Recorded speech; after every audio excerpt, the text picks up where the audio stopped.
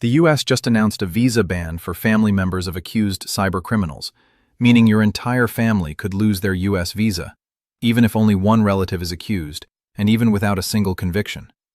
If you or a family member has ever applied for a US visa, listen closely, because this new rule affects the whole visa system. And if you're an applicant, a sponsor, a student, a worker, or you've got relatives with any connection to a US visa, stay with me, because this is genuinely something you need to understand right now. On July 23, 2026, U.S. Secretary of State Marco Rubio announced this new visa restriction policy, and it falls under Section 212A(3)(c) of the Immigration and Nationality Act.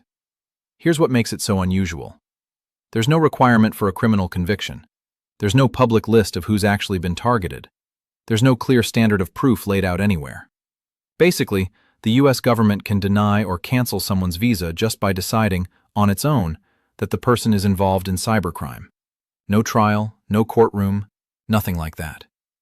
It's actually an old Cold War-era law being pulled out of storage and repurposed as a weapon against overseas scam networks. And the timing here wasn't random at all. Rubio made this announcement on his last day in Manila, where he was attending meetings with ASEAN, a group of Southeast Asian nations. Why does that matter? Because that entire region has become known as ground zero for massive scam operations, literally compounds full of people running these schemes around the clock. While Rubio was there, FBI Director Kash Patel was meeting separately with regional leaders about shutting these operations down, and Rubio himself sat down with Cambodia's foreign minister that same day to talk specifically about scam centers. So who is this U.S. visa policy actually targeting? According to the State Department, it covers anyone responsible for, or even just complicit in, cybercrime. Things like online investment scams, extortion, and sextortion. And here's the part that's really turning heads. Rubio confirmed that immediate family members of these individuals could face the exact same visa restrictions. This isn't just about catching the scammer anymore. It's about their entire circle. A spouse, kids, close relatives, people who may have had zero involvement in the actual crime, but are still connected to someone the government has flagged. Why go after family at all? Because a lot of these families end up living off stolen money. Some help hide assets. Some just quietly benefit. So the government's logic is simple.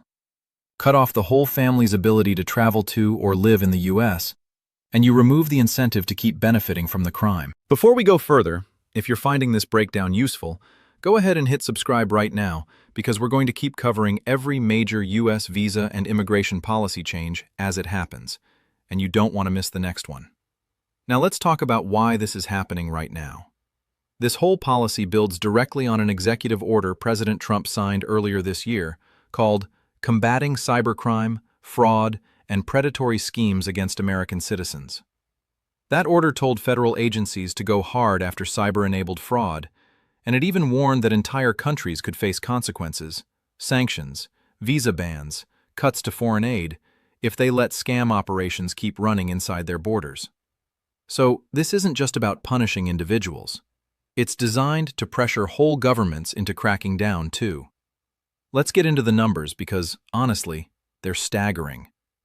The State Department says online investment scams, many of them run by Chinese criminal organizations, stole at least $10 billion from Americans in 2024 alone.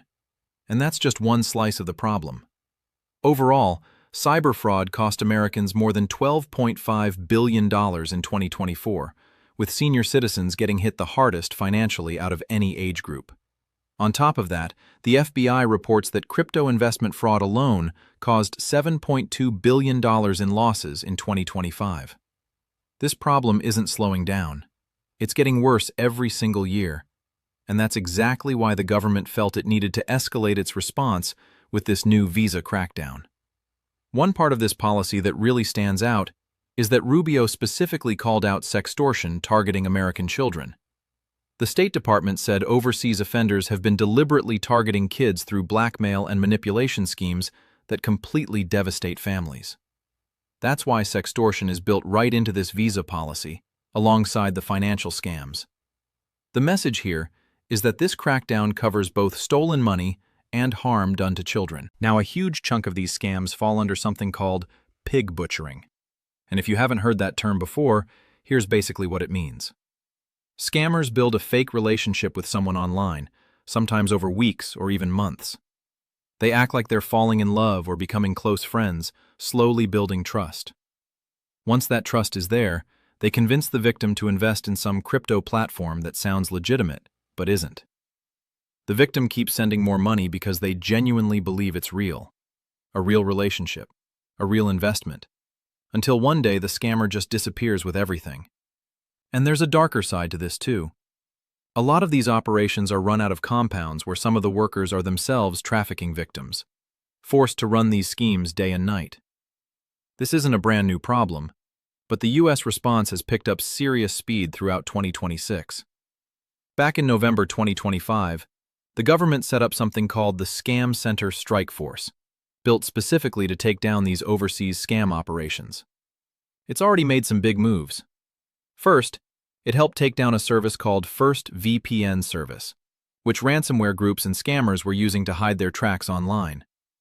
Then, on June 23, 2026, authorities seized something called the Huioni Group, tied to laundering proceeds from these scam networks. In June, the Treasury Department also sanctioned 35 individuals and entities connected to Cambodia's Prince Group, a network accused of running scam compounds using trafficked labor to pull off crypto fraud. And the Justice Department didn't stop there either. They indicted the group's chairman and are now trying to seize billions of dollars worth of Bitcoin tied to the case.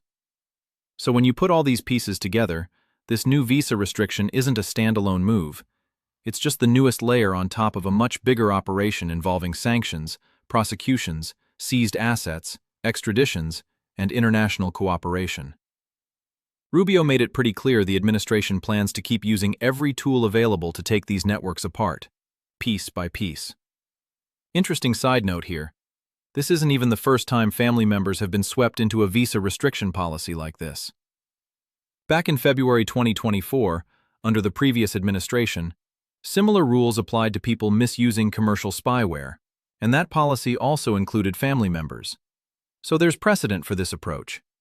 But applying it specifically to cybercrime and scam networks at this scale is genuinely new territory, and it shows something bigger happening. U.S. immigration law is now being used as a direct weapon against financial crime, not just against people crossing borders illegally. So what does all of this actually mean for you? If you're going through the U.S. visa process or your family members are applying, here's the real takeaway. Consular officers now have significant power to deny or cancel a visa just based on suspicion of a cybercrime connection, no conviction needed. There's no public record of who's actually been flagged, so the entire process isn't very transparent. And legal experts are already raising concerns about how officers will decide who counts as complicit and how far the family connection has to stretch before someone innocent gets caught up in it too. This is still a fast-moving story, and the State Department says more official guidance is coming out in the next few weeks. So if any part of this could affect you, your family, or a visa you're currently working on, keep watching this channel closely, because the reach of this policy could keep expanding as the crackdown continues through the rest of the year. And if you don't want to miss any update on this, make sure you're subscribed, because we'll be breaking down every twist in this story as it develops.